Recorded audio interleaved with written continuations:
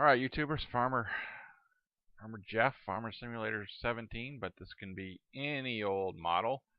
So I have some spiral patterns, and I'll probably show a video of the end if you haven't seen it already on one of my other videos.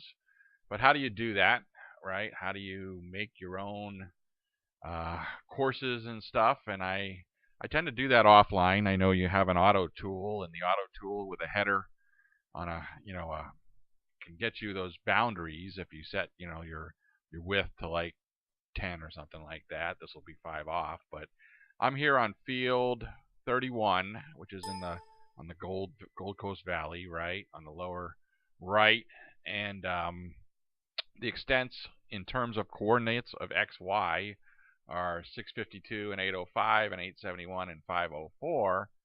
And so what I do is just plot out, I kind of have a macro to do it, but I'll put my waypoint number here, my X position and my Y position, and you can see I'm going up here, so the X is all the same. I did have a lead in, but the X is all the same, and then the Y is corresponding with that.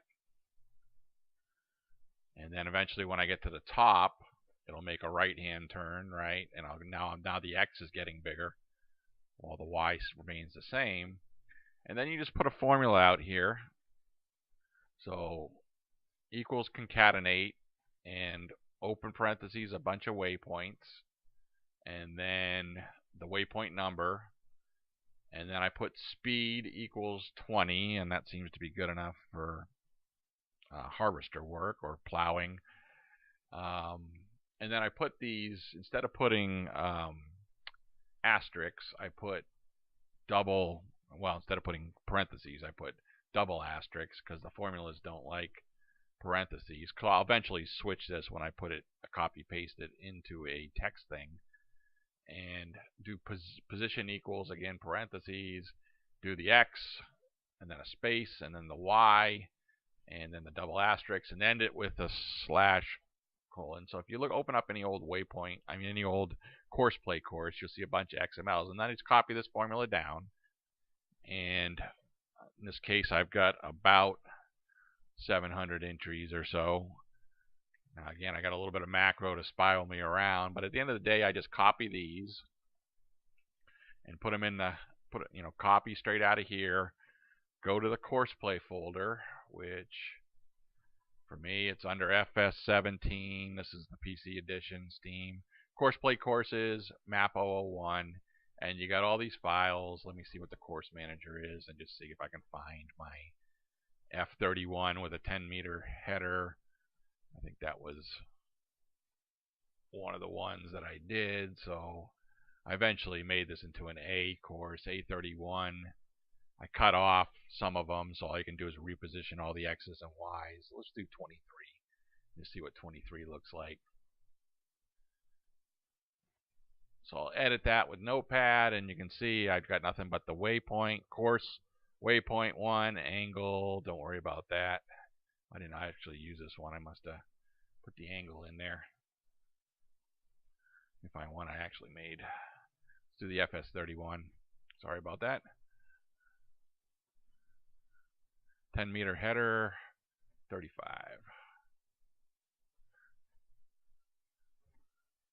So again, this is the waypoint, the speed, position. I put a wait, that starts your implement, and then there'll be another wait at the end to stop your implement.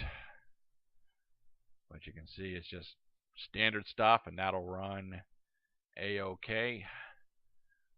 Load up the software. I can't, I'm editing right now, so let me go back to edit mode. We'll go into the game and see what it looks like as a finished product. Alright, so I'm in game. Let me go ahead and change this to the route we just had, F31 10-meter header.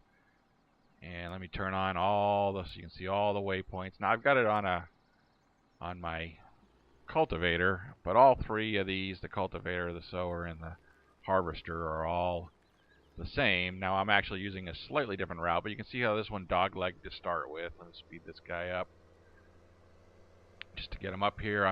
I end up excluding the outer road just because you bump into stuff and do stuff, and I'm scheduling around an hour, to do this field anyways.